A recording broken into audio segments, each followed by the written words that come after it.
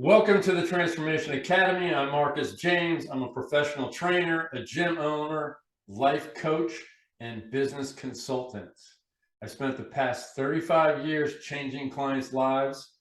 This channel is dedicated to simplifying and sharing fitness, nutrition, and mindset tools that I've learned that work to drive results.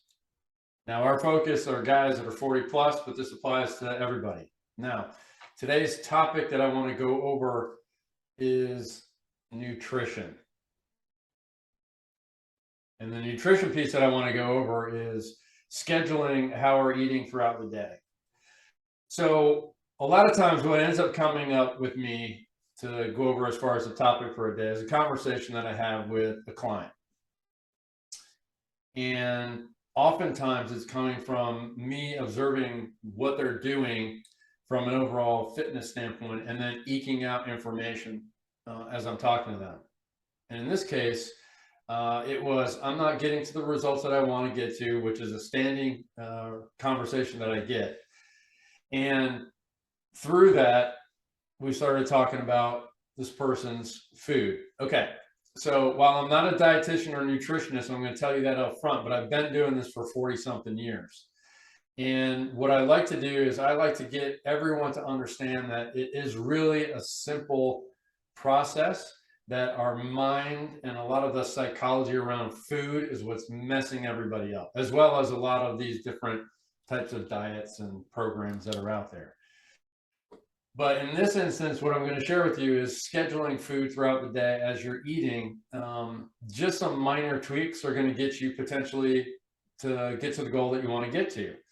So like any kind of scientific theory, you don't want to just have one theory and then throw out a bunch of different ways of accomplishing it and trying them all at the same time. You have to sequentially go one by one and figure out what is actually working. And I recommend that to all my people that I work with. No, don't change a bunch of different things. Just look at some basic things that you're doing and make some adjustments. Here's an example. You know, as you're talking to yourself and you're thinking, okay, self, what am I having on a daily basis? Do a journal, a food journal.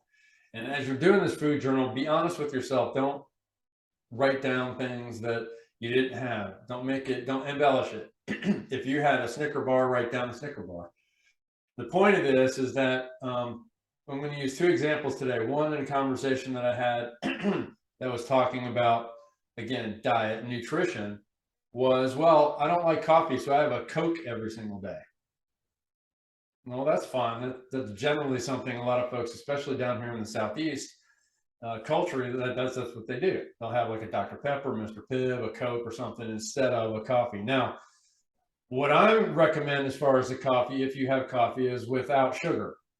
So you have something that potentially is black coffee, or black coffee potentially with half and half, because that has dietary value. But in this person's instance, it was one Coke every day. And we didn't get into too much other detail, but that one Coke with 100 plus something calories every single day, if you were to take out that one Coke of 100 calories every day, that person, not easily, but you could very easily see the weight or the body fat reduce over time, because 100 calories in addition to what you're consuming each day now in 1 year would equate to 10 pounds of additional weight or body fat. Only 100 calories. So if I could explain this a little bit more easily, is just use base number. If you use 2,000 calories as a benchmark number each day, and you need to get in a calorie deficit, so now you're at 1,900 calories, taking away that one Coke at 100 calories throughout the day and everything else being good, you should be able to allow your body to metabolize the foods that you're eating and such. As long as you're strength training, getting enough rest, and not in a whole highly stressful situation, the weight should come off over time and healthy.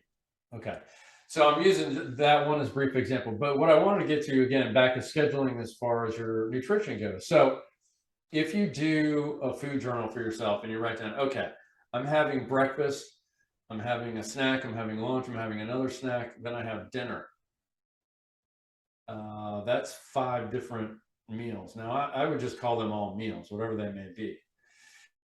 And in this sequence, I would tell you this much. Most people eat in like a 45-degree angle as far as the amount of calories that they're eating. I've gone over this in the past. So they're eating very little for breakfast, and then gradually throughout the day, the most calories they're getting are at nighttime or at dinner time, and then potentially snacking after dinner time. And what I would recommend is that you consider, if you have in your schedule the ability to eat obviously a good breakfast, but eat to where it's like a pyramid, right? So you eat in volume towards the middle of the day. So like your lunchtime and your afternoon snack, those are the biggest caloric meals, so, and then obviously you have to eat towards what it is that you do. So if you're sedentary all day long, working on a computer or just working from a seated position all day long, that's something where you got to be a little bit smarter as far as your calories go. And you definitely don't want to get the most amount of calories at nighttime, because your body's not consuming those calories while you're at rest. Very little anyway. So my recommendation again for this person was, okay, let's look at what we're doing from a food standpoint.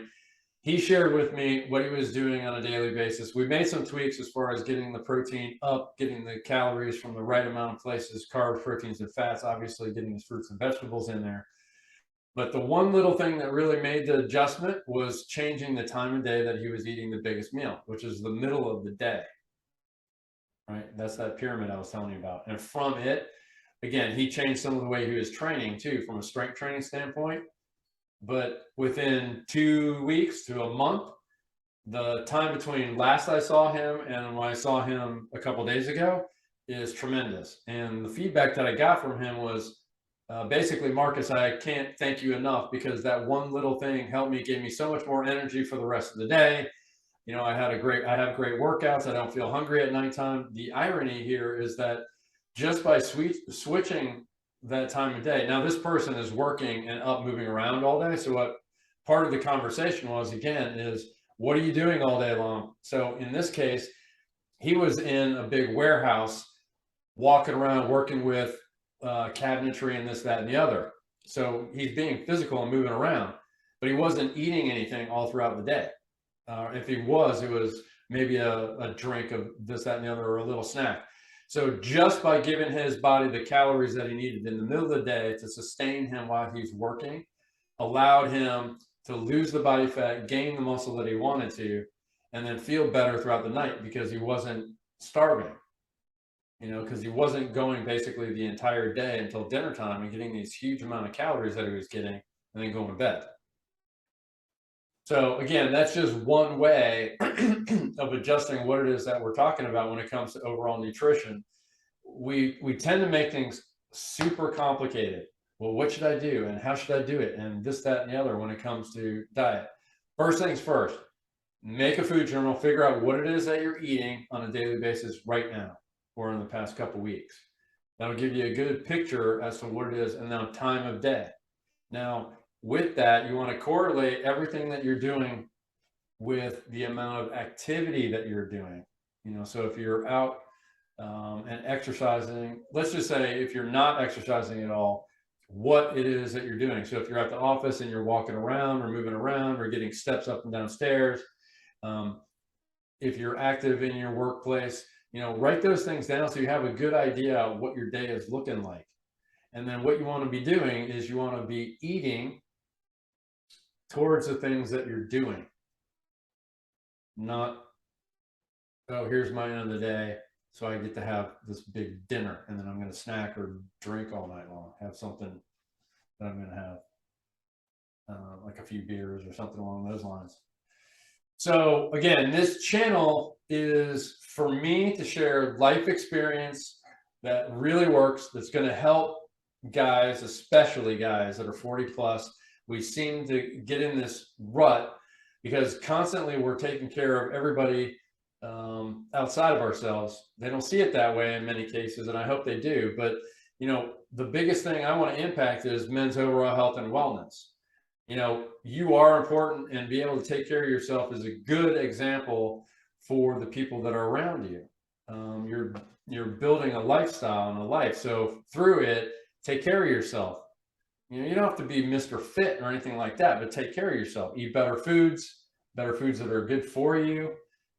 Stop going to fast food joints because they're quick and easy. You can easily stop at a grocery store, go in and get yourself something that's either ready-made, that's more healthy, or some kind of deli meat selection or what have you. Anyway, but I want to make this a little bit straightforward again. When it comes down to your scheduling as far as nutrition goes, get yourself a journal, write down for the next 5 to 7 days what that looks like, what time of day that looks like, and then what it is you're doing throughout the day from an activity standpoint. And from it, you can tweak when you should be having the bigger meals. Another example of this would be if you're an athlete, and I consider an athlete somebody who's actively doing some kind of activity, more so than just being static in one place all the time. So if you're out and about all the time working in a physical capability, and then maybe potentially you're working out, fantastic. But you're going to need more calories because you need more calories to sustain your overall lifestyle and your overall what it is that you're doing.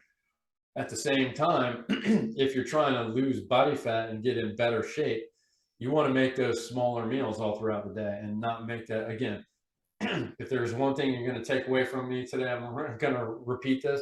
You don't want to be eating the biggest meal at nighttime. At the end of the day, you just don't. If you're on a schedule that's like a 9 to 5 or a daytime schedule, that's one thing. You're going to eat, should be eating throughout the day consistently. Again, if you're a night shift type of a person, that can be a little bit daunting, but you just got to figure out what your breakfast, lunch, and dinners are, same activity level as those of us who are up moving around during the daytime. So for you, just use the same ideology. Just figure out from an activity standpoint where you need to be eating towards.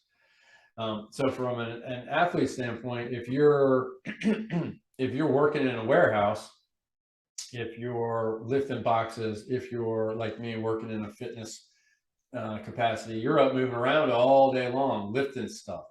So you need calories fueling that fire all throughout the day. Not one big spike at the evening. You're going to be wiped out by the end of the day. And then you're just going to pack on the extra body fat, not lean muscle. Okay. That's really all I want to address on it today. Again, is from a scheduling standpoint, how to lose body fat, how to get to where you want to go from an overall body composition standpoint. Look at your scheduling. Look at the way that you can convert just the one thing from an overall food consumption standpoint throughout your day. In this case, I gave the Coke example. Just getting rid of 1 Coke a day is 100 extra calories that you don't need. Again, that's a reduction of what you consider in math. That's 36,500 calories in a year, right? So basically, you're talking about 10 pounds of body fat. On the flip side of it is scheduling. Look at what you're doing from an overall scheduling standpoint and tweak what it is that you're having to suit what it is that you're doing throughout the day.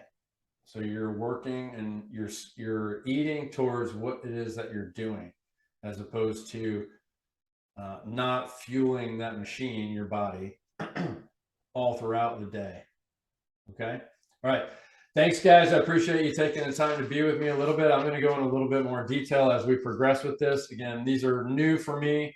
I appreciate you tuning in. If you would, just please like and subscribe to the channel if you find the content useful or want me to go over anything. Just put that in the comments. I'd be happy to go over it. Again, I'll be posting every week with new information, so please stay tuned. Thanks again.